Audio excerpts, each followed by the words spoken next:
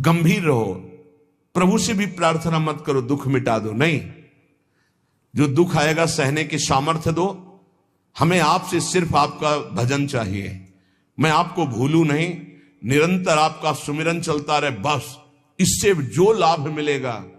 वो ये प्रार्थना करते हैं कि हमारा ये दुख मिटा दो, फिर दूसरा दुख आएगा। ये कब तक भिखमंगापना चलता रहेगा?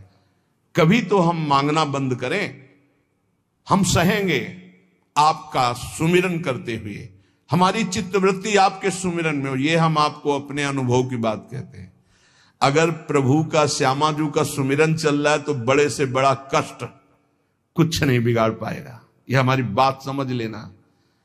नहीं किसी को केवल सूचना दे दी जाए रिपोर्ट में कि तुम्हारी किडनी फेल होने जा रही, फिर उसकी फोटो खींच लेना और प्रेमानंद की फोटो खींच के मिला लेना।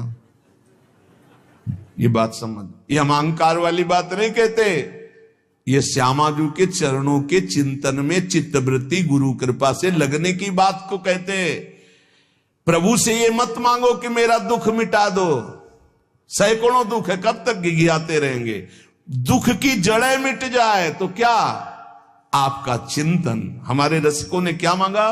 बिसरी हो ना बिसारी हो, यही दान मुहि देहु, श्री हरिवंश की लाडली मुहि अपनी करी ले। हे लाडले युगल सरकार, हे लाडली जू, मुझे अपना निज जन जान करके निरंतर स्मृति प्रदान करो। मैं आपकी स्मृति में डूबा रहूं और आप भी कभी कभी याद कर लें मेरा निज जन है। बस अगर स्मृति चल रही है तो वो आनंद रहता है जो रोग कभी दुख दे ही नहीं सकता।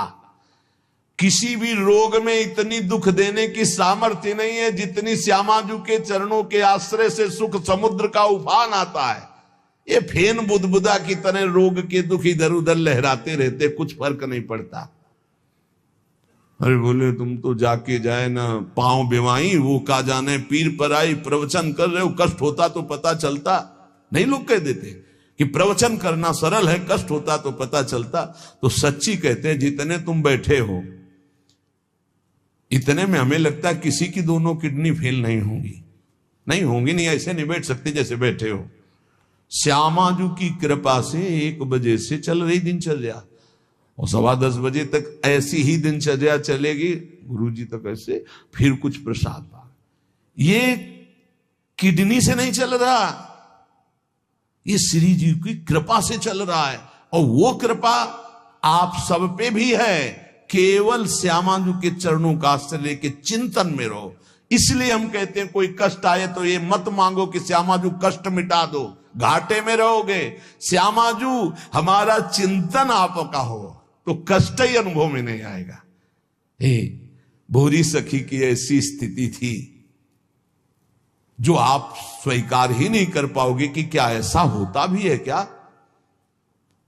पिचकारी राधा वल्लभ लाल जी की सीधे कान में गई, ऐसे दर्शन कर रहे थे, सीधे कान, पर्दा फाड़ के रंग अंदर चला गया।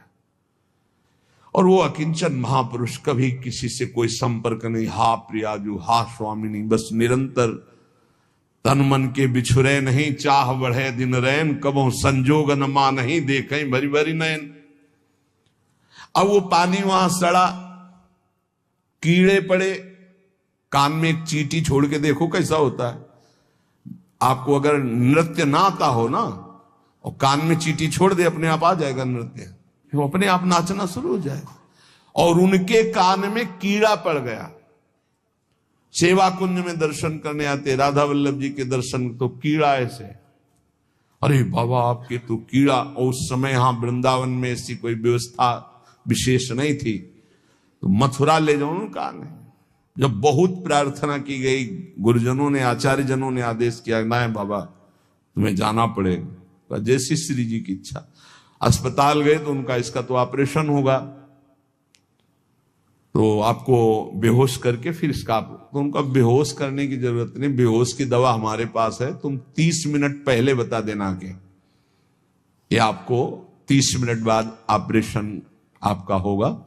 बस वो हमारे पास दवा है बेहोश की, हम बेहोश हो जाएंगे, तुम्हें बेहोश का। अरे बोले बाबा बातों से नहीं होता, जब कान का ऑपरेशन, उनका आप आना 30 मिनट पहले बता देना।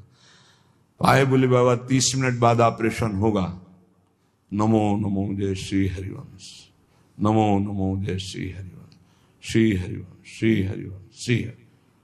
नित्य विहार में स्थिति, शरीर शून्य, सहचरी स्वरूप में स्थित, शरीर का भाव शून्य, खत्म।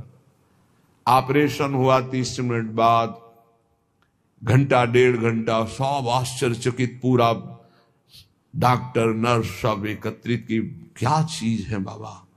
कान का ऑपरेशन, जरा सा एक चींटी चली जाए तो हाहाकार मचने लगता है। 1.5 घंटे बाद ऑपरेशन, श्री हरिवंश, श्री हरिवंश, नमो नमो जय श्री हरि। हो गया ऑपरेशन? हाँ बाबा हो गया। उठे चल दिए। अलौकिक सामर्थ्य, श्यामाजू के गोरे चरणारविंद की ठसक। ये बहुत छोटी बात, रोग दोष, ये बहुत छोटी बात। स्पष्ट समझ लीजिए, हरिराम व्यास जी विशाखा सखी के अवतार, वो स्पष्ट कह रहे हैं, प्यारी जू के चरणारविंद का आश्रय लेने वाले के ऊपर किसी भी ऋषि मुनि का शाप, दैहिक दैविक भौतिक ताप, त्रिभुवन में जितनी रोग सृष्टि हुई है, किसी भी रोग का प्रभाव, किसी भी महत पाप का प्रभाव उसके ऊपर नहीं पड़ता। साप ताप रोग शोक दारुण दुखहारी, लाल इष्ट दुष्ट दवन कुंज भवन चारी, श्री राधा प्यारी के चरणार बिंद शीतल सुखदाई, कोटि चंद मंद करत नख विद जुन्हाई। ऐसे हमारी प्यारी जू के चरणार बिंद, अद्भुत प्रभाव, अद्भुत प्रभाव। एक निष्ठा हृदय में बस होनी चाहिए। यहां बस अनन्यता की मांग है, हमारी प्रियाजू के अनन्यता, गोरे चरणारविंद की ठसक। तो बोले चतुर जग में बड़ो कहिए, जो श्यामा श्याम के रंग रंगिए। वही चतुर है जो अपने को श्यामा श्याम के रंग में रंग लिया। और ताप तन मन की जू सहिए, तन के रोग और मन की समस्याएं। रहीमन मन की मन व्यथा रखिए मन में, गोए सुनिठ ले हैं लोग सब बांट न ले है को। ये गांठ बांध लो, अपनी समस्या किसी से मत कहिए। अगर बहुत प्रेमी जन है तो वो दुख पाएगा, बांट तो लेगा नहीं। और अगर प्रेमी नहीं तो उपहास करेगा, तुम्हारा भाव बिगड़ेगा। किसी से मत कहिए। दिल दे दिया दिलवर श्यामाजू को, वो जाने। मन में जलन है तो सह रहे, तन में जलन है तो सह रहे। तन मन की ताप तपन जो सहिए। कैसे सह जाओगे? बोले सदा हरि के ही गुण गइए।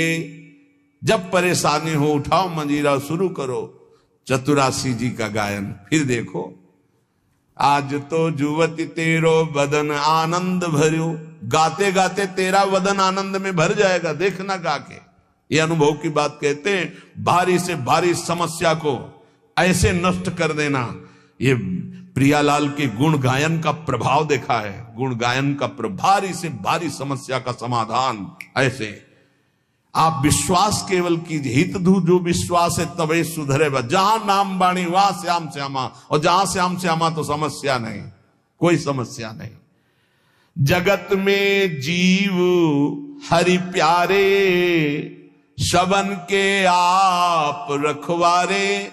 समस्त जीवों को भगवान प्यार करते हैं, लेकिन दुर्भाग्य है कि ये जीव समझ नहीं पा रहा कि भगवान प्यार करते हैं। वो भगवान को भूल करके यहां तक कि नास्तिकता छा गई। बड़ी विचित्र, कोई महापुरुषों के वचनों के रहस्यों को नहीं समझ पाता है।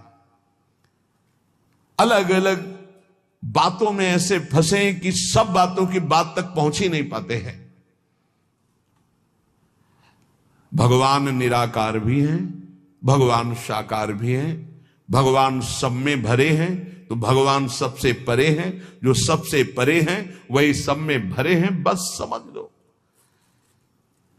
ऐसी नास्तिकता छा रही, पापाचरण करते हुए भगवान को अशुद्ध शब्दों से संबोधन करते हैं। लेकिन वो इतने महान पिता है कि ऐसों को भी प्यार दे रहे हैं। सूर्य का ताप, चंद्र का, पृथ्वी, वायु, सब भरण पोषण कर रहे हैं। उनकी भी रक्षा भगवान करे, उनको भी उदर पोषण भगवान कर रहे। जिन्होंने रूप रंग धारे, ये सच्ची मानना 100 का 100% केवल वासुदेव ही है।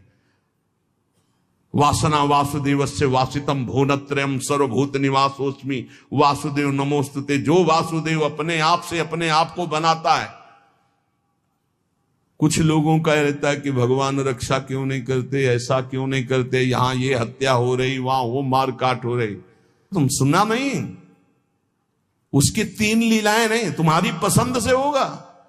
एक लीला में वो सृजन करता है, तो दूसरे में पालन करता है, तो तीसरे में विनाश करता है। तीनों जरूरी हैं।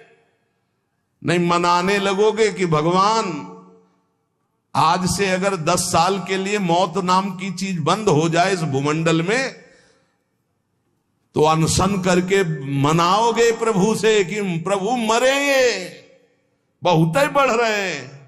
जीव चराचर में अगर सृष्टि का एक सोपान खत्म हो जाए कि मृत्यु ना हो, तो हाहाकार मच जाए। ध्यान रखना, मरना भी उतना ही अच्छा है जितना जन्मना और जितना पालन करना। और तुम्हारे वो मनोरंजन का नहीं है विधान, वो उसका खेल है। मृत्यु भी आवश्यक है, बहुत जरूरी है। विनाश भी जरूरी है। जैसे सृजन जरूरी है, वैसे पालन जरूरी है, वैसे विनाश जरूरी है। नहीं बताओ, कैंसर हो गया, वो सड़ रहा है, मार परेशान है, बोले मरना ही नहीं है। अब तो उसकी बड़ी समस्या है। अरे मरेगा तो नया शरीर प्राप्त करेगा। कोई प्यार नहीं करता, कोई प्यार नहीं करता। जिस दिन तुम बिस्तर में लग जाओगे, सब प्रार्थना करेंगे जल चढ़ा के भगवान से, इनको उठा लो। और अगर थोड़ा भी काम लायक हो, फिर भगवान को कोसेंगे, वैसे भगवान को मनाएंगे। मृत्यु भी बहुत जरूरी है, सच्ची मानना। तुमसे हृदय से बात कहते हैं, मृत्यु बहुत जरूरी है। आप अज्ञान के कारण बुरा मानते हैं कि भगवान ऐसा। भगवान का 3 खेल हो रहा है। पहले पागलपन छोड़िए और खेल को समझिए। वो अपने आप से अपने आप को रच रहा है, अपने आप से अपने आप का पालन कर रहा है, और अपने आप से अपने आप का अंतर ध्यान लीला, जिसे विनाश लीला कहते हैं, उसी में वो 3 रूप धारण किए। ब्रह्मा रूप से सृजन कर रहे हैं, विष्णु हरि रूप से पालन कर रहे हैं, तो शिव रूप से संहार कर रहे हैं। वही उन्हीं का खेल है। संहार भी उतना ही महत्वपूर्ण है जितना पालन और सृजन महत्वपूर्ण है। और वो किसी और का नहीं कर रहा है, वो अपने आप से अपने आप का कर रहा है। तो बोले मुझे क्यों घसीट रहा है? क्योंकि तू अपने ब्रह्म में तू भी वही है। ये ना जानने के कारण तू अपने को, और सच्ची मानिए एक और आनंद की बात, कि ये सब विनाश का विनाश हो रहा है। जिसका सृजन हो रहा है उसी का पालन हो रहा है, उसी का विनाश हो रहा है। तेरा ना सृजन हुआ है, तू ब्रह्मा का बनाया हुआ नहीं है? ब्रह्मा का बनाया हुआ है 3 शरीर है, स्थूल सूक्ष्म कारण। ब्रह्मा का बनाया हुआ है 3 लोक। लेकिन ब्रह्मा को जिसने बनाया उसी का तू अंश है। तू कोई कृति नहीं है किसी की, तू किसी की कृति नहीं है। कृति में फंस गया है बस, इसलिए तू हाहाकार मचा रहा है। मैं बीमार, मैं मरा, मैं जवान, मैं सुंदर, मैं जन्मा। तू अजन्मा, नित्य आनंद अविनाशी। अब यही समझना है यार, सत्संग का मतलब यही समझ। एक बार समझ गए तो फिर रोना क्या, जब जाग गए तो फिर सोना क्या, समझ गए तो रोना क्या। मिट जाएगा ये जन्म जन्म का ऋण। तेरा विनाश करने में कोई भी समर्थ नहीं है। स्वयं भगवान भी, सुदर्शन भी। सुदर्शन भी कृति का विनाश करेगा, तेरा नहीं, क्योंकि तू किसी की रचना नहीं। सुदर्शन जी भी रचना का विनाश करते हैं। बोले शिशुपाल की ये गर्दन कटी, शिशुपाल कटा क्या? जो शिशुपाल था अंदर, वो तो दिव्य तेजोमय होकर श्री कृष्ण में समा गया। सुदर्शन जी ने स्पर्श भी नहीं किया उसका, क्योंकि जो सुदर्शन वही वो। सुदर्शन जी कुछ नहीं कर सकते उसका। किसका? मेरा। मेरा किसका? पांच भौतिक शरीर का नहीं, जो मैं स्वरूप है, जो मैं स्वरूप। इस संबोधन मायाकृत है मैं मेरा, जो स्वरूप है वो है, वो काल भी स्पर्श नहीं कर सकता उसका, उसका कभी विनाश नहीं हो सकता। किसका? बोले तेरा, तेरा कभी विनाश नहीं हो सकता। नैनम छिंदन्ति शस्त्राणि नैनम दहति पावका न चैनम क्लेदयन्त्यापो न शोष्यति मारुता। ए भाई, तू अजर है, तू अमर है, तू अविनाशी है, तू अजन्मा है, तू नित्य है, तू परमात्म स्वरूप है। जितना विनाश होता है वो सृजन का होता है, जितना सृजन होता है वो मायामय होता है, उसी का पालन होता है, उसी का विनाश होता है। तेरा ना सृजन है और न तेरा पालन है और न तेरा विनाश है, क्योंकि तुझे कुछ नहीं चाहिए, तू सच्चिदानंद है। और बोले भूख प्यास बढ़ना घटना, कल सुना था 6 धर्म शरीर के, भूख प्यास प्राणों का धर्म, तेरा धर्म तू तो अविनाशी अजन्मा। भाई इसी को जान गया तो फिर निहाल हो जाता है। अब उसी को भाव स्वरूप में हम सखा ले लेते हैं, दास ले लेते हैं, गोपी ले लेते हैं, सहचरी ले लेते हैं, कुछ नहीं लेते तो मुक्त हो जाते हैं। ये खेल समझो। सबन में दोष गुण मिश्रित। अब देखो, कई बार चर्चा की, बहुत ये सत्संग है एकदम नीरछीर का। बिना सोने में मिलावट किए गहना नहीं बन सकता। शुद्ध स्वर्ण का आकार नहीं दिया जा सकता, आकार देने के लिए मिलावट की जाती कुछ, और फिर उसको गहना रूप दिया जाता है। तो ये जितना आप देख रहे हैं इसमें गुण दोष से ये रचना है शरीरों की, लेकिन जो इस शरीर के अंदर शरीर ही रह रहा है, भगवान का अंश, वो रचना नहीं है, इसलिए वो शुद्ध है और इसीलिए उसका कोई आकार नहीं है। समझिए समझिए, बहुत सुंदर, भगवत कृपा से एकदम बिल्कुल घी निकल रहा है। मिलावट से जो रचना हुई है वो ये है, और इसी का पालन हो रहा है, इसी का विनाश होगा। तू ना किसी की रचना, ना तेरे में कभी कोई मिलावट है, इसलिए तेरा कोई आकार नहीं। तू आकारों को स्वीकार करके फंस गया। बस इसी आकार का, आसक्ति का त्याग हो जाए तो तू जीवन मुक्त था, है, रहेगा। तू न कभी जन्मा न कभी मरेगा, ये पक्का 100%, चाहे भक्त हो चाहे ज्ञानी हो, कोई भी हो। हम ऐसे नहीं बोल देते, ये धाम है, यहां सत्य भी बहुत संभाल के बोला जाता है। हम ऐसे नहीं बोल देते कि हो गया काम। हमको जब वहां से फोन आता है काम हो गया तब बात करते। बोले हमको भी बात करवाओ कि हमारा काम हो गया कि नहीं। वो फोन रुका आता है जिनका कोई फोन नंबर नहीं होता है। तुम्हारा कोई फोन नंबर नहीं है, होना चाहिए। तुम्हारा कोई नहीं होना चाहिए, शरीर भी तुम्हारा नहीं होना चाहिए, तुम भी नहीं होने चाहिए, केवल श्यामा जी, तब बात होगी। है अगर ऐसा है तो बात हो जाएगी, और अगर ऐसा नहीं है तो श्यामा जी के बनो, बात हो जाएगी। एक होता है थोड़ा बाजुओं में दम है तो थोड़ा तैर के दिखाओ।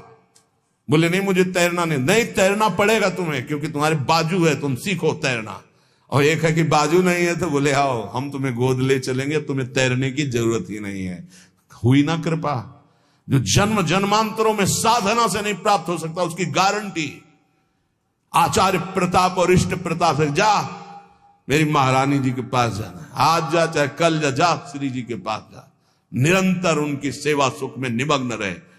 बहुत कृपा। ये हम खोल के ना बताए ना आपको तो आपको लगेगा क्या कृपा है, बड़ा कष्ट पा रहा है। कोई कष्ट नहीं। कष्ट तुम्हें दिखाई दे रहा, उसको साक्षी करके श्री जी से पूछ, उसको कसम खवा श्री जी की, बोल तेरे को कष्ट है तो जो बोले हमको लिख के बता देना, के लिखित हम सबको दिखा देंगे। हम अभी यहीं से सोच के कह रहे पाई भर उसको फर्क नहीं, उससे बात करके देख लेना आप। क्यों? क्योंकि अब वो अपने आप में नहीं है, और वो गुरु प्रताप में जी रहा है, वो इष्ट प्रताप में जी रहा है। तो सच्ची कहते हैं हरि की इच्छा जो करिए, करे सो हरि ही धरिए।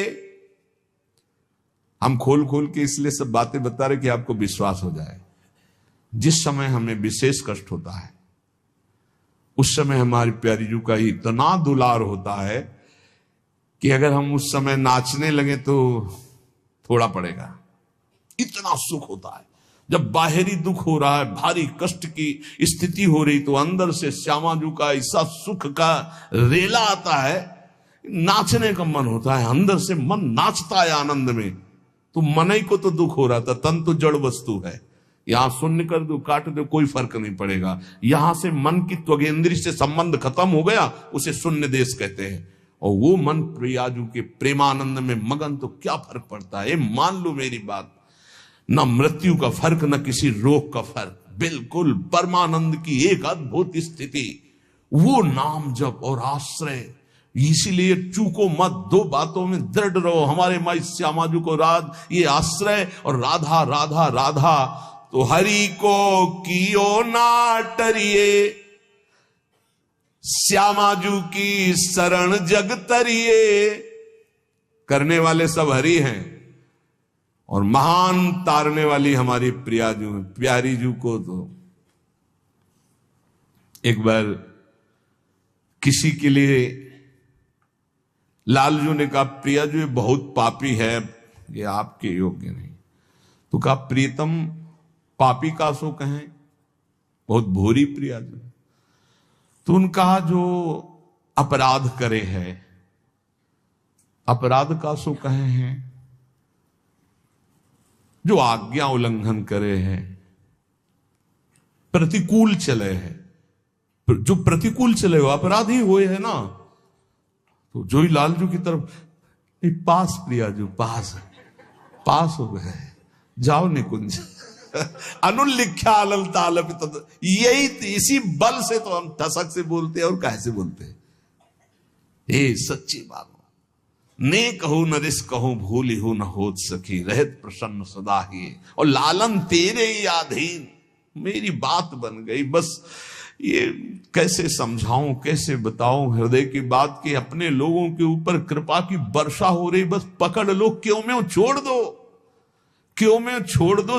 जैसे डॉक्टर औषधि देता है, बड़ी श्रद्धा से लेके खाते हो, नकली है कि असली है कोई मतलब तुम्हें जानकारी से नहीं रहता। ये हरी वाली नहीं खाएंगे, पीली वाली टेबलेट खाएंगे क्योंकि पीली पसंद, ऐसा भी नहीं कह सकते। जो देव वो खाओ। ऐसे ही गुरु संत महात्मा रसिक जनों की बात बिल्कुल श्रद्धा करके मान लो। हम ये नहीं कह श्रद्धा करके दे दो कुछ, बिल्कुल यहां ये शब्द नहीं। ये श्रद्धा करके ले लो। नाम शरणागति श्री जी का भाव हृदय में। हरि की अद्भुत ये कृपा, समझ के मौन ही रहना। जिस पर हरि की कृपा होती है, तो कह रहे हैं वो जो तुम्हारे ऊपर कृपा, उसे मौन होकर के चुपचाप छुपा लेना। क्यों?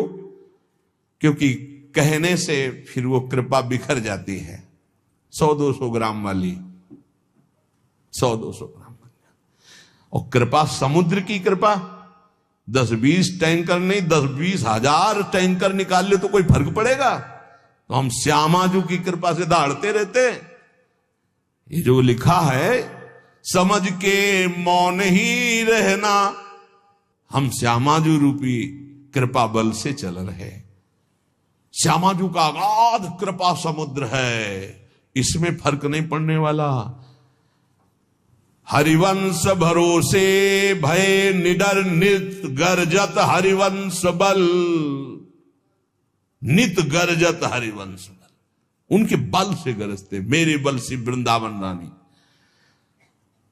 करावे सोई बस करना, चरण की शरण में रहना। सबही में बुद्धि बल धरता, अशुभ सब नाम निज हरता। माधुरी तेरो है करता, सदा रे संग निज भरता। हमारा भरतार, हमारा प्रीतम सदैव हमारे साथ रहता है। हमारे में बुद्धि बल का आधान वही किए हुए है। इसलिए निरंतर श्यामाजू की शरण में रहना। हर समय हर स्थिति में ये अनुभव करते रहो, मैं श्यामाजू की शरण में हूं। फिर आपसे सच्ची कहते हैं, ये ना समझो कि आराधना शब्द को नहीं जानते, साधना शब्द को नहीं जानते, ब्रह्म शब्द को नहीं जानते, वेदांत नहीं जानते, या भगवान को नहीं जानते। ये सब जना करके उन्होंने तब श्यामाजू की शरण में भेजा, इसीलिए हम श्यामाजू श्यामाजू चिल्ला रहे हैं। ऐसा नहीं है कि ये हरि को नहीं जानते क्या। ये इनको नहीं जानते। नहीं नहीं, हरिजू ने ही कृपा करके श्यामाजू तक भेजा है, तब हरिजू की बात ऐसे करते क्योंकि वहीं श्यामाजू के पास खड़े देख रहे हैं। श्रीपाद प्रबोधानंद जी महाराज कह रहे हैं, नवम नवम हो दधद्व पूर पूर्व कैशोरकम नवम नवम हो वहद वहल मन्मथाडंबरम नवम नवम हो दुहद सुख महाब्दिमाली दृशाम दृशाहम पिकिम पिवाम्यभय धाम वृंदावने क्षणाक्षर दुपागमम क्षणातेव वर्षागमम क्षणात् सुरभि वैभवम क्षणत एव चान्यर ऋतुम। जिनका स्वरूप तो नवनवायमान है प्रियाजू, और जिनका लावण्य अपूर्व है लालजू। नवम नवम रूप और नवम नवम लावण्य श्री प्रिया लाल का, और नवम नवम लीला प्रेम की अद्भुत लीलाएं, और नवम नवम सखियों के नेत्रों का भाव। जहां ऐसा महासुख सागर बरस रहा है, ऐसे वृंदावन धाम का आश्रय लो, ऐसे वृंदावन धाम का वास स्वीकार करो जहां क्षण में शरद ऋतु, अभी एक क्षण में शरद ऋतु थी, क्षण तेरो वर्षागमम, दूसरे क्षण में वर्षा ऋतु, क्षणत सुरभि वैभवम, दूसरे क्षण में बसंत ऋतु, अगले क्षण में ग्रीष्म ऋतु। जहां प्रिया प्रीतम को सुख पहुंचाने के लिए क्षण क्षण में ऋतुएं बदल बदल करके सुख संपादन कर रही है, जहां नवम नवम रूप, नवम नवम लीला, नवम नवम वन की शोभा, नवम नवम ऋतुएं, वहां नवम नवम सुख की वर्षा हो रही है। ऐसे दिव्य चिदानंद वृंदावन का रसास्वादन करने के लिए अय भाई, ये जन्म तू वृंदावन को दे दे। वृंदावन को देने को मतलब वृंदावन का आश्रय लो, रसिकों का संग करो, प्रियालाल की शरण में रहो, खूब नाम जप करो, जहां हो वहीं से तुम्हें वृंदावन की प्राप्ति हो जाएगी। नाम जप मत भूलो, नाम जप निरंतर करो। हमारी हाथ जोड़कर प्रार्थना है, इस कलिकाल में अन्य कोई साधन इतनी दम नहीं रखता कि हम परमात्मा प्राप्ति करने में बहुत सहजता पूर्वक सफल हो जाए। बहुत कठिन है। एक कोई ऐसे साधन पर जब हम दृष्टि डालते हैं, जैसे आजीवन ब्रह्मचर्य, अब वो 20 वर्ष से ब्रह्मचर्य हो, ये 2 मिनट में फिसल गया, अब सब कूड़ा करकट हो गया, क्या बचा? कुछ नहीं बचा। लेकिन हम कह रहे हैं 20 बार राधा राधा बोला है, 20 बार बस जिंदगी में, ये उसके लिए भारी हो जाएगा, ये हिसाब में भारी हो जाएगा। ये हम बहुत चिंतन की हुई बात आपको कह रहे हैं। बड़े बड़े साधनों को नष्ट करने के लिए एक अपराध काफी, किए सुकृत बहु जन्म के क्षण में दाने खोए। लेकिन नाम जापक हो, अगर आपसे वैष्णव अपराध बन गया तो नाम रुक जाएगा, नाम का प्रताप नष्ट होने वाला नहीं। आपको दंड मिलेगा, आप अपराध किए उसका दंड मिलेगा, पर फिर जैसे 100 नाम में आप रुक गए तो अपराध बन गए आपसे, तो आपको दंड मिलेगा। और फिर आपका जब नाम जब शुरू होगा तो 101 से शुरू होगा, 99 से नहीं। ये नाम की महिमा अमोघ है, ये किसी भी साधन में नहीं है।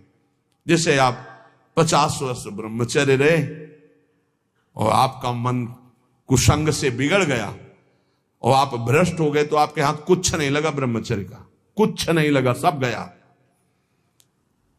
आप फलाहार रहे, आपसे अपराध कुछ नहीं, उसका सुकृत मिलेगा। खुद तीर्थ याटन के सब सुकृत नष्ट हो जाएंगे, बड़ा स्वाध्याय कि अपराध बन सब नष्ट हो जाएंगे, नाम नहीं नष्ट होगा।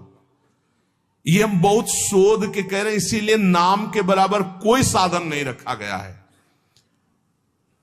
भाव से, कुभाव से, अनख से, आलस से, जैसे बने, राधा राधा राधा राधा राधा राधा राधा, हरि अधीन हो जाएंगे। हरि प्रसन्नता का ही नहीं, हरि अधीनता का ये नाम है राधा। अगर राधा राधा निकल रहा, हरि अधीन, जिसके हरि अधीन है उसके लिए कौन सी दुर्लभ बात रह गई। इसलिए निरंतर राधा नाम रटो, गलती ना होने पावे। अगर गलती हो जाए कोई तो निराश मत हो, नाम ही प्रायश्चित है, नाम जपो और आगे बढ़ो। उसके चिंतन में, क्रिया में तो समय नष्ट किया, उसके चिंतन में समय नष्ट मत करो। राधा राधा राधा वो भस्म हो जाएगा, आगे बढ़ो। नाम का आश्रय लेकर पाप का बढ़ावा मत दीजिए, नाम का आश्रय भगवत प्रेम के लिए। पर यदि कोई गलती हो जाती तो कोई और प्रायश्चित करने की जरूरत नहीं, नाम ही उसको भस्म कर दे। खूब नाम जप करो, ये जीवन नाम रूपी धन से खूब धनी बनने के लिए मिला है। निष्ठा परिपक्व करे, पहला कदम मजबूती है कि अपनी निष्ठा परिपक्व करे। कोई तुम्हें साथ नहीं देगा, कोई तुम्हारा इस मार्ग में मित्र नहीं होगा। जिसको मित्र बनाओगे वो घसीट लेगा प्रपंच की तरफ। आपको अकेले चलना है। आज तक का पूरा खुद का अनुभव है, इस मार्ग में अकेले चलना है। इस मार्ग में हमको मरना है। जीवित मर जाए उलट आप में समाय है दिलगिरी। हर समय कष्ट, 1 मिनट का कष्ट, हर समय का कष्ट, पूरे जीवन का कष्ट। मृत्यु जब तक नहीं होगी तब तक का कष्ट। लेकिन उस कष्ट से ना उदास, ना निराश, ना हताश, पूरे जीवन की बात है। जब साधक पहले पड़ाव में दृढ़ हो जाता है, पहला पड़ाव यही है, सुख की तरफ आकर्षित नहीं होना, दुख से हमें मुख नहीं मोड़ना, तब उसे साधकों को सत्संग मिलता है, शुद्ध संत संग। उस संत संग से शुभेच्छा जागृत होती है, मुझे भगवत प्राप्ति करनी है। पहला पड़ाव तुम्हें सुख घसीटेगा, कदम नहीं बढ़ा देना सांसारिक सुख की तरफ। दुख तुम्हें भयावह लगेगा, कदम उसी की तरफ बढ़ाना। यह है भगवत प्राप्ति के मार्ग का पहले साधक का कदम। पकड़ो, सुख घसीटेगा, सुविधाएं घसीटेंगी, सुख सुविधा की तरफ कदम नहीं बढ़ाना। दुख घसीटेगा, भयावह दिखाई देगा, चलो दुख की तरफ चलो। और जिसने दुख की तरफ कदम बढ़ा दिया भगवत मार्ग में, वो महासुख को प्राप्त हुआ। दूसरा उसको क्या संग? संत संग मिलता है, विशुद्ध संत संग। उससे शुभेच्छा जागृत होती, अशुभ कर्मों का त्याग और भगवत प्राप्ति की प्रबल इच्छा।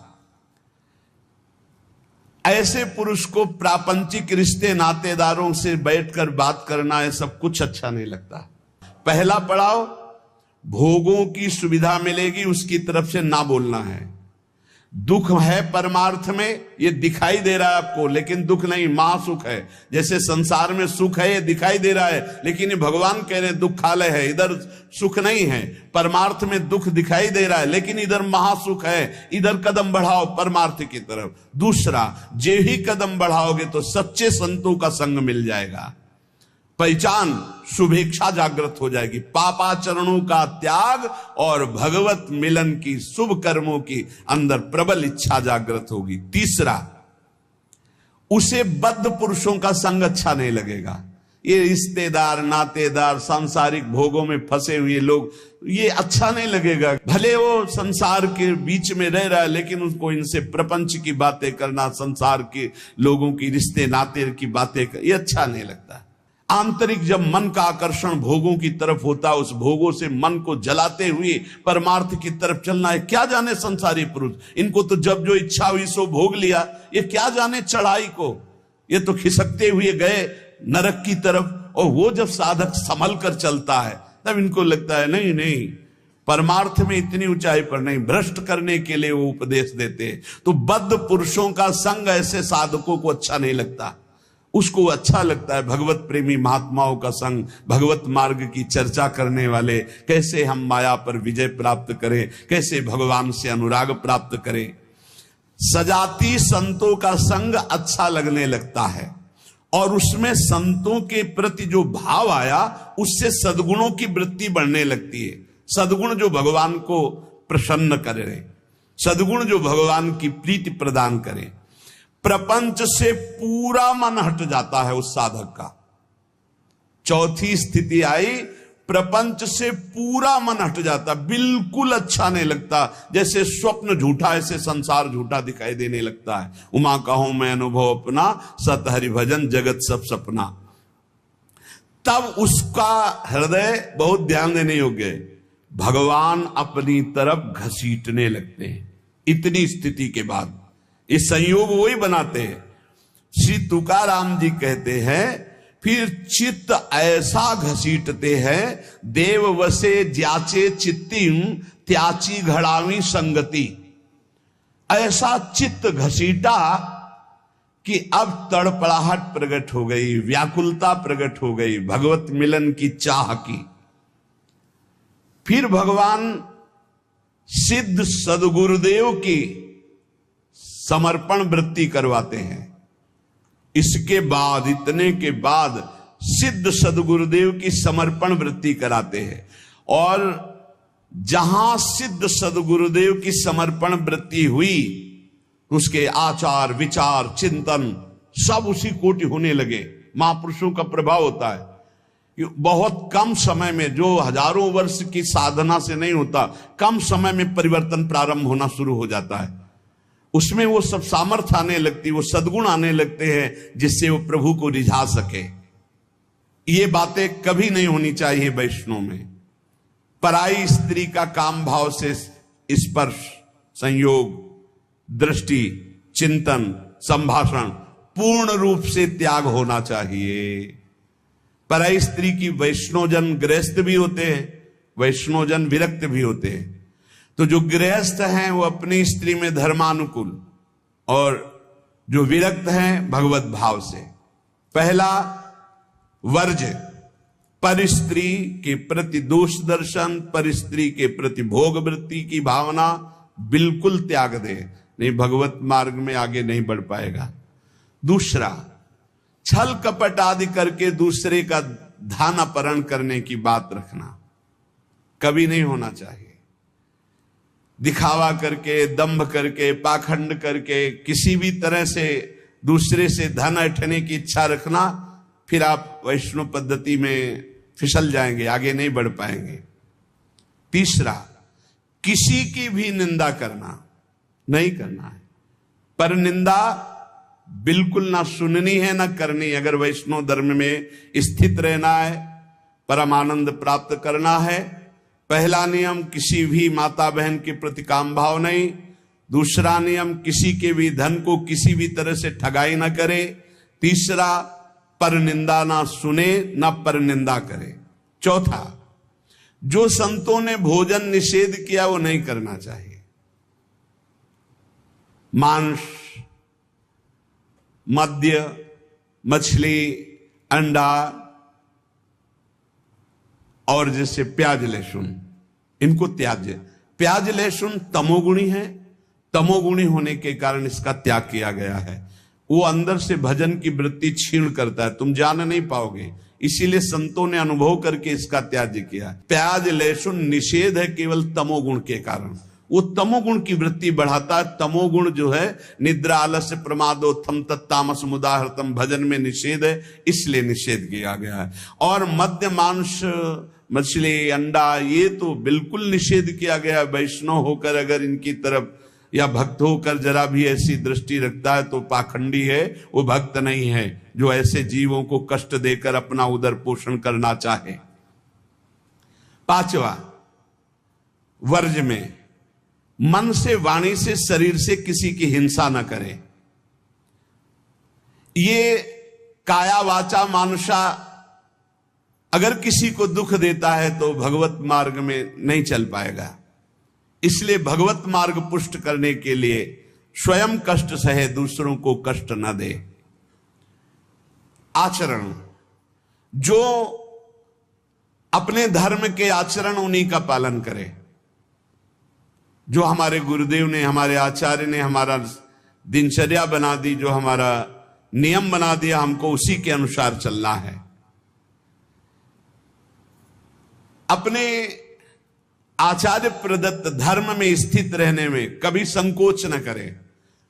दूसरा क्या करता है मैं नहीं देखना, हमारे आचार्य ने जो हमें आदेश किया हमको उसी मार्ग में चलना है।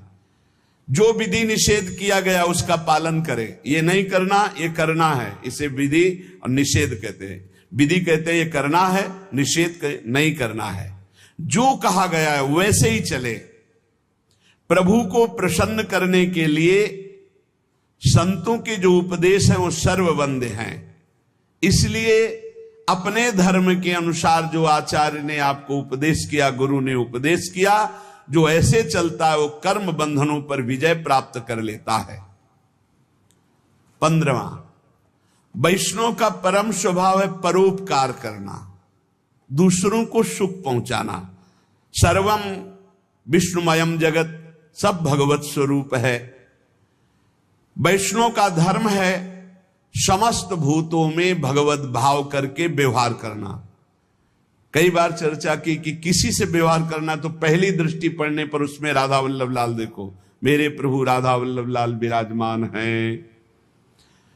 अगर भगवत भाव नहीं किया तो पुण्य क्रिया भले हो जाए, वो भगवान की प्राप्ति कराने वाली क्रिया नहीं। इसलिए अच्युत भावना विहीन कर्म का ज्यादा महत्व नहीं, भगवत भावना युक्त किसी से भी कुछ भी।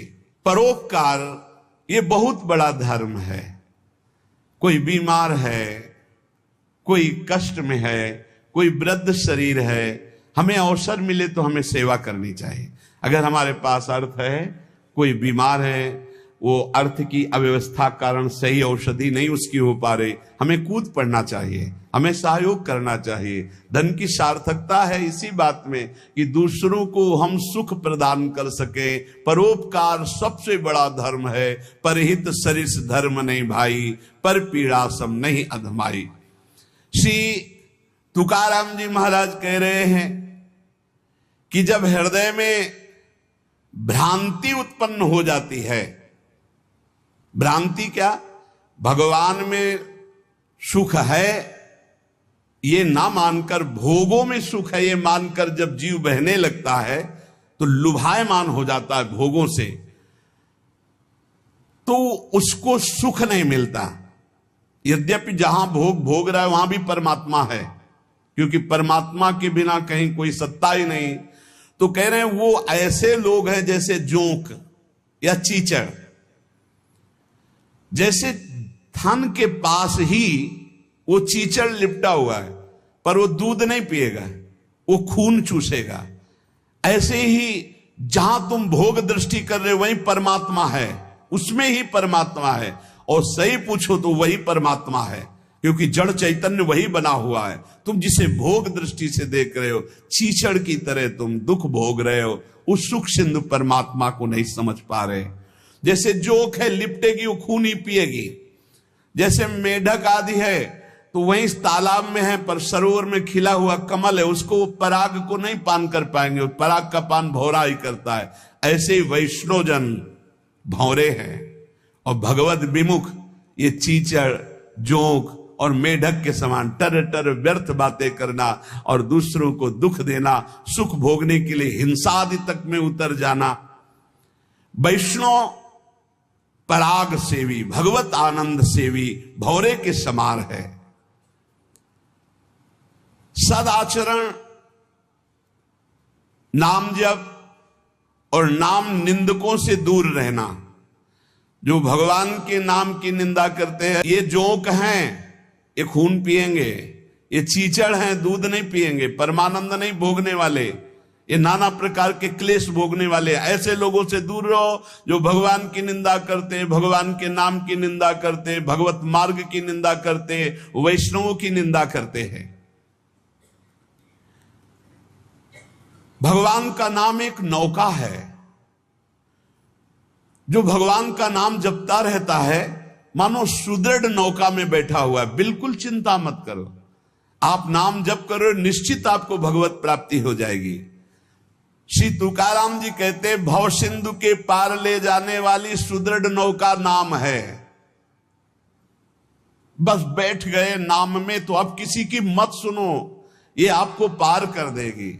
और तो और की बात रे, गोस्वामी जी कह रहे, नाम लेत भव सिंधु सुखाही, करहु विचार सुजन मन माही।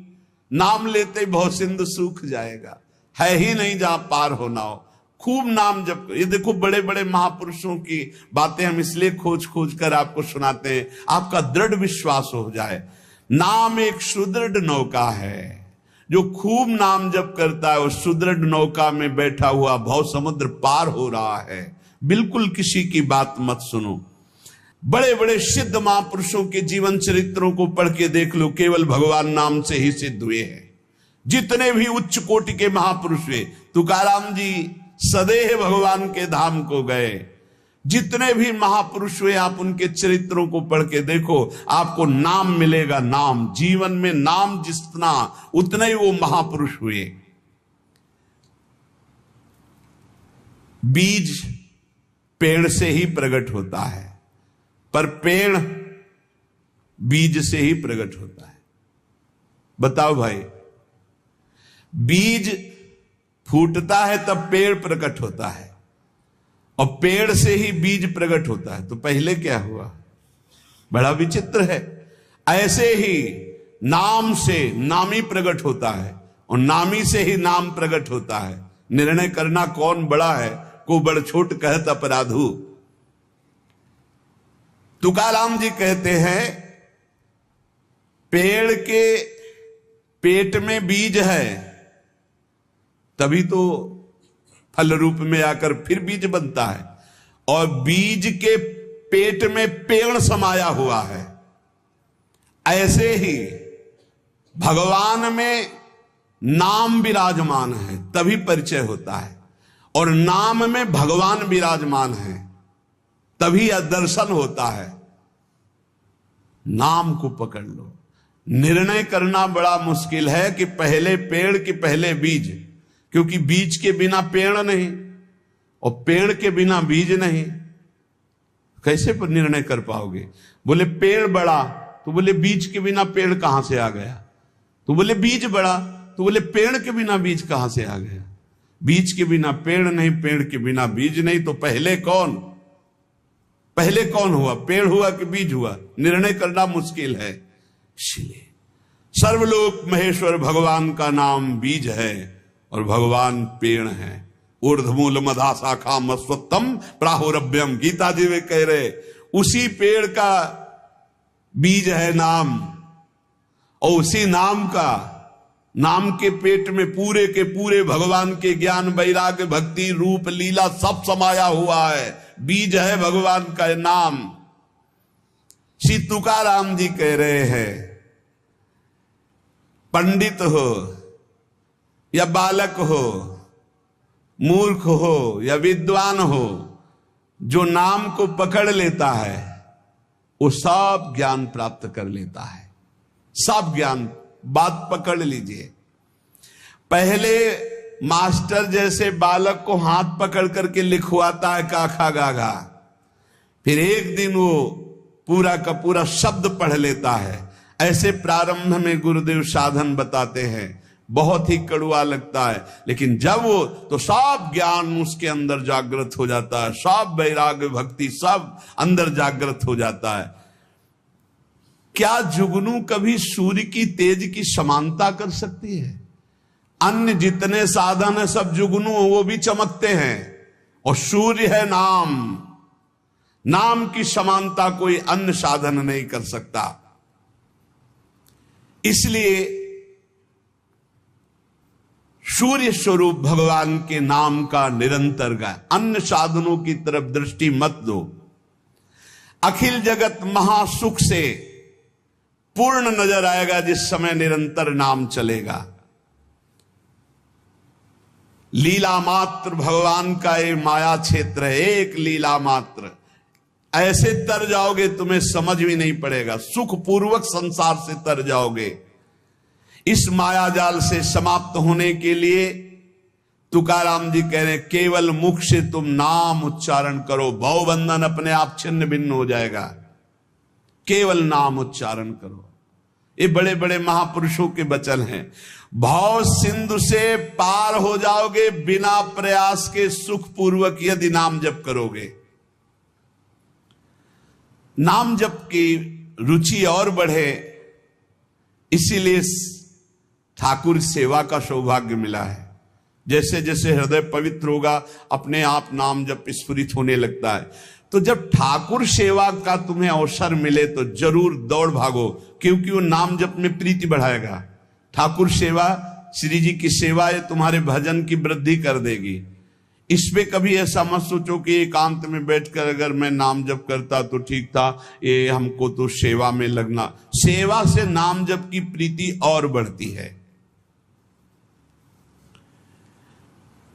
अगर देवालय में सेवा मिले या अपनी कुटिया में ठाकुर सेवा विराजमान करके मिले, देखो भाट की तरह उनकी स्तुति करो और तुच्छ नीच भाव रखकर अपने को उनकी सेवा में लगा दो, तो तुम्हारे हृदय में नाम सतत चलने लगेगा। जैसे सूत मागध बंदी जन राजा का गुण गाते हैं, ऐसे दैन्य होकर के प्रभु के गुण गाओ। देखो ना बड़े बड़े महापुरुषों के, सूरदास जी के अश्रु चल रहे, पद गा रहे, ठाकुर जी बैठे सुन रहे। ये भगवत मार्ग है, प्रेमियों का मार्ग है। इसमें अलग दैन्य भाव होकर पद गायन कर रहे और एकदम अपने को नीच समझ करके प्रभु की सेवा में लगे। बड़ी कृपा है जो हमसे सेवा करवा रहे हैं, नहीं तो पापाचरण भी तो शरीर से हो सकते। दो बातें यदि हो रही तो तुकाराम जी कह रहे हैं कि नाम जब बहुत शीघ्रता से निरंतर चलने लगेगा। यदि श्री जी की सेवा और श्री जी के गुणों का गायन, लीला गायन दैन्य होकर, जैसे राजा के सामने कुछ चंद धन के लिए सूत मागध बंदी जन उनका जस गाते, ऐसे हम प्रेम के लिए अपने आराध्य देव का जस गाते हैं। श्री तुकाराम जी कह रहे कि बड़े बड़े देवता भी इच्छा करते कि मृत्यु लोक में मानव देह में हमारा जन्म हो जाए, तो हम ऐसा भजन करेंगे कि भगवान को प्राप्त कर लेंगे, स्वर्ग से भी ऊंची स्थिति प्राप्त कर लेंगे। और तुम मृत्यु लोक के भोगों में फंसकर भगवान को छोड़ रहे हो। तुकाराम जी कह रहे स्वर्ग के देवता इच्छा करते कि कभी भगवान हम पर कृपा करे, हमें मृत्यु लोक में मानव देह दे दे जिससे मैं भजन करके भगवान को प्राप्त करूं, और तुम मृत्यु लोक के भोगों में भगवान के भजन को छोड़ रहे हो। स्वर्ग के देवता स्वर्ग और स्वर्ग के भोग छोड़कर मृत्यु लोक में मानव देह में आकर भजन करके भगवान को प्राप्त करना चाहते हैं। आपको सहज में अवसर मिला मानव देह, अब मृत्यु लोक के भोगों में फंस करके नाम जप मत छोड़ो। इंद्रियां ये कलह करती ही रहेंगी यदि भगवत प्राप्ति नहीं हुई थी। मुझे ये भोग भोगना है, नेत्रेंद्री कहेगी मुझे देखना है, श्रवणेंद्री कहेगी मुझे सूंघना है, जनेंद्री कहेगी मुझे भूंगना। ये सब इंद्रियां, घ्राणेंद्री सूंघने की तरफ, श्रवणेंद्री सुनने की तरफ, भोग इंद्रियां भोगने की, कितनी कलह है। ये कलह तब तक बनी रहेगी जब तक भगवत प्राप्ति नहीं होगी। कल एक प्रश्न कर रहे थे कि मैं बैंक में ऑफिसर हूं, मेरी कामना थी कि मैं एक बड़ा पदाधिकारी बनूं, तो बन गया, लेकिन मुझे शांति क्यों नहीं मिली। मैं अधिकारी हूं, मेरे पास सब भोग सामग्री जो मैंने कामना की थी सब, फिर भी मन अशांत क्यों रहता है। होगा एक ही कारण है, मन को विश्राम भगवान के चरणों से ही मिलेगा। तब लग कुशल न जीव को सपने हो मन विश्राम, जब लग भजत न राम को शोक धाम तज काम। कह रहे हैं यहां तुकाराम जी, इंद्रियां परस्पर कलह करती रहेंगी जब तक भगवत साक्षात्कार नहीं होगा। जब इंद्रियों में अशांति, मन में अशांति, तो तुम्हें शांति का कैसे अनुभव हो जाएगा। देखो बहुत ज्ञान की बात, तुम शरीर के रोम गिन सकते हो लेकिन भगवान की विभूतियों को नहीं गिन सकते। और जब तुम नाम जप करोगे तो सारी विभूतियां आप पर कृपा करेंगी, सारी विभूतियां आप पर कृपा करेंगी। मेरी जिससे प्राप्ति होती है वो शुद्ध पुण्यात्मा होता है। शुद्ध पुण्यात्मा वही है जिसके मुख में मेरा नाम होता है। तुकाराम जी कह रहे हैं, श्री भगवान कह रहे हैं, मेरी जिससे प्राप्ति होती है वो शुद्ध पुण्यात्मा होता है। शुद्ध पुण्यात्मा कौन होता है? जिसके मुख में मेरा नाम होता है, जो मेरा अनन्य गति का होता है, उसी को प्रेम प्राप्त होता है। और जो मेरे नाम का अनन्य हो जाता है उसे मेरी अनन्य गति प्राप्त होती है। पकड़ो, महापुरुषों के वचनों को पकड़ो, सब नाम है, सब नाम। जैसे गर्भिणी स्त्री को परोसा गया तो उसको जब तृप्ति हुई तो गर्भस्थ बालक को पुष्टता अपने आप प्राप्त हो जाती है। ऐसे ही जब भक्त प्रसन्न हो जाता है तो भक्त के हृदय में विराजमान भगवान अपने आप संतुष्ट हो जाते हैं। तो नाम जप करे और भक्तों की आराधना करे, अपनी कोई स्वतंत्र इच्छा ना रखे, अपनी इच्छा को भगवान की इच्छा में समर्पित कर दे। माली जल को जिधर ले जाता है उधर ही जल प्रवाहित होने लगता है। हमारे जीवन बगीचा के मालिक हैं भगवान गुरुदेव, जिधर वो हमको ले जा रहे हैं हमको उधर ही बहते चले जाना है। अगर उधर नहीं जाओगे तो प्रवाह फूट पड़ेगा और गलत दिशा की तरफ चला जाएगा। तुकाराम जी कह रहे हैं मधुर और विशद आनंद देने वाला भगवान का नाम है।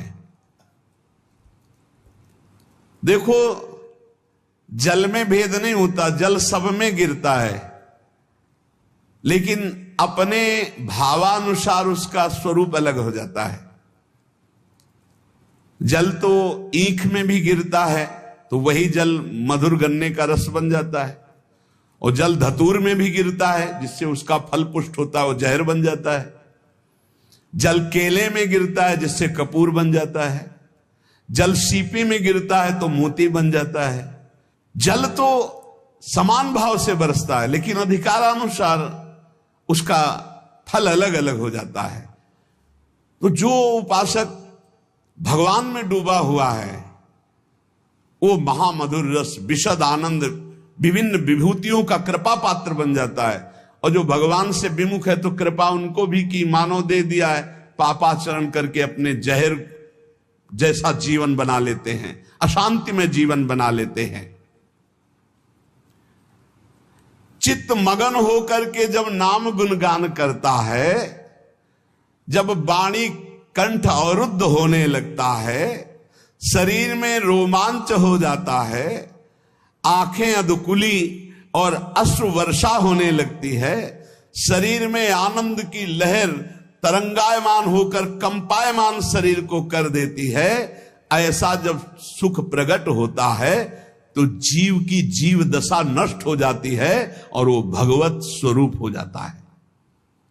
बनावटी नहीं, स्वाभाविक ये स्थिति।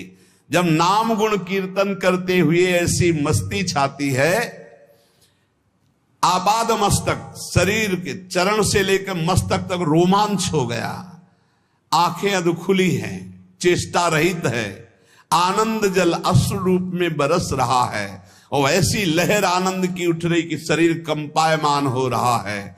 महासुख अलौकिक रस जब प्रकट होता है ऐसा, तो जीव की जीव दशा नष्ट हो जाती है और अपने स्वरूप में स्थित हो जाता है।